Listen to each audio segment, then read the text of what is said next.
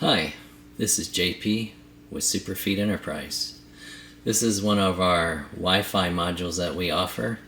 This is the indoor Wi-Fi module, which is called the Kasa Mini Plug. We have a outdoor one as well, which is really cool. So what I'm going to do here is show you how to use the app, download the app and get it connected and working. And from there we'll create a scheduled time to operate the superfeeder. Okay, so let's get started.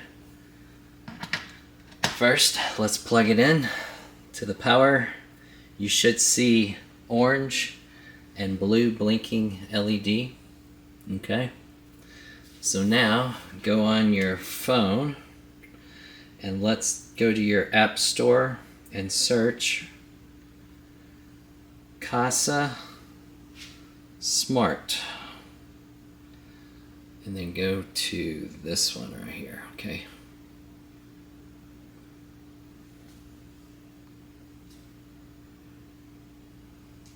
download that.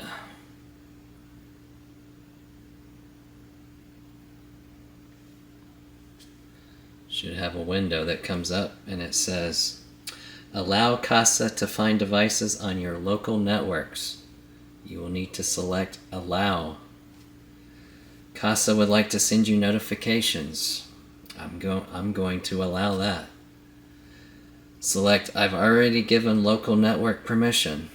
Okay, so you'll get to this screen where you can either log in if you already have an account or create an account.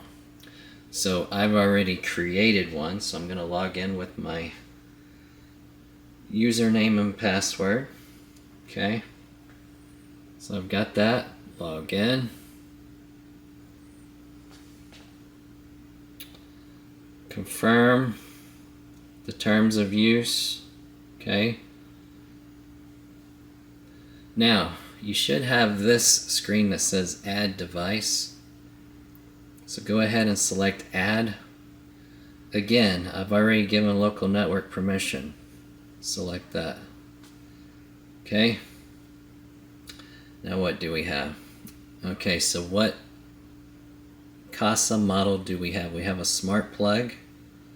Select OK. Allow while using app, that's what I select. Go back and select the smart plug. That's what we have. What type of smart plug? It's the Smart Plug Lite Mini. Select next. Next. First off, make sure it's blinking, which we already verified. Okay, now go to your phone's settings to join your Smart Plug's Wi-Fi network.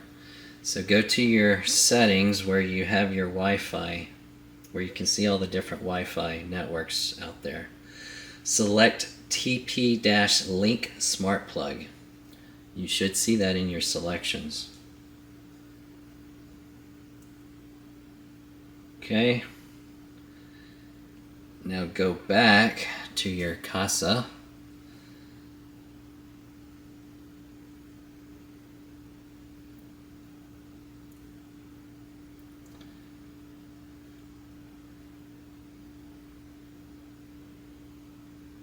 It says this might take a few minutes. We'll see. Okay, so it's going to ask you to choose a network.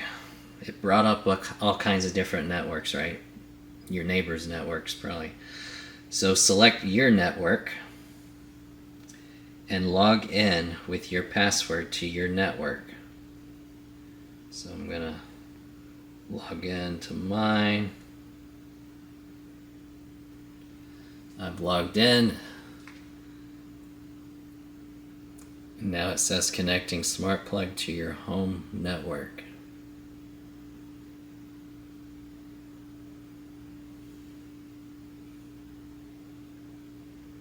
Okay, name your device. Let's call it the superfeeder. Number 1. Maybe you have 2 or 3. I actually have some customers that have 4 to 5 super feeders, which is pretty neat. Icon. Select your icon. You can select different ones. Unfortunately, they don't have a feeder. I just select the module picture. Save. Here's one that I created earlier since I already had an account, a cat room. But you can go to custom and type in a name that you want to call it, or you just select a default setting like living room, right? I'm just gonna say, let's just say bedroom this time. Congratulations, right? Select sounds good. Okay, now you should be at the screen where you, okay, well now it found the device and it created it called Superfeed number 1. Okay, and there's an icon here, a power button. You can click on that and you can hear it click on and off, so it must be working. Okay, so that's good. So now what we'll do is we'll go ahead and plug the power adapter into the module and the barrel jack plug into the feeder side plug there.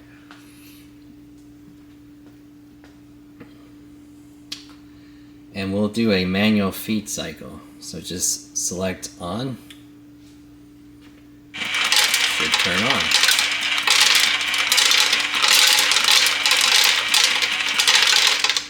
Okay, so that works. Select off. The blue light on the feeder should turn off.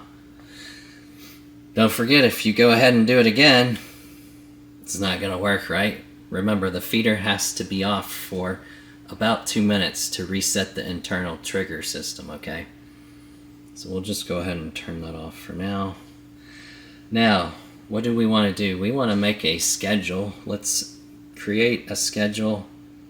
Select your, when you have different modules, you'll have all the different ones here. Select one you want, and this window should come up. You can also power it off and on with this button here. So you have a few different modes at the bottom. Let's go to the schedule mode and hit the positive to add a schedule. Now keep in mind, you have a turn off power selection and a turn on power selection. We want to create the turn on schedule first, right? So click on that. And it is 2:58, so let's say 3 p.m. we want to turn it on. Now keep in mind that make sure if you're feeding all the days of the week that all of these days are selected. You could select just certain days for certain schedules, which makes it really nice. But we want all days, so that is good. Save and add. Gotta add an off schedule. Oh, off. It was already on there. So let's turn it off at 3:01 p.m. Again, make sure it's all the days that you're turning it off at that time, right? Save. Okay, so we have that. So now we wait, and it should feed at 3 o'clock. Okay, it's getting close to 3 o'clock. There.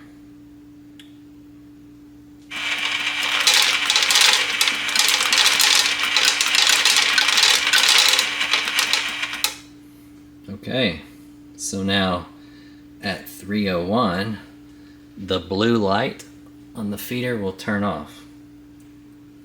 Now what you could do is leave it on for maybe an hour or so, and that's what I do for my cats. And then when I'm walking by and I might want to give them an extra feed cycle, I just push the reset button.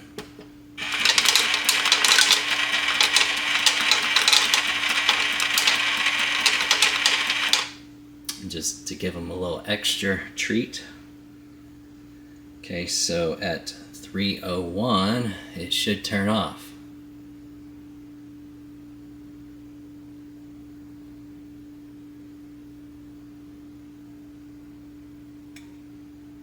There we go. The light is off. So it's working correctly. Now, again, if you want to add more cycles, you just keep adding the schedules here. If you want to delete a schedule, you just slide it over and select. Oh, I accidentally deleted it anyways. Select delete, right? And then you just do it all over again. So it's really easy to use. Thank you.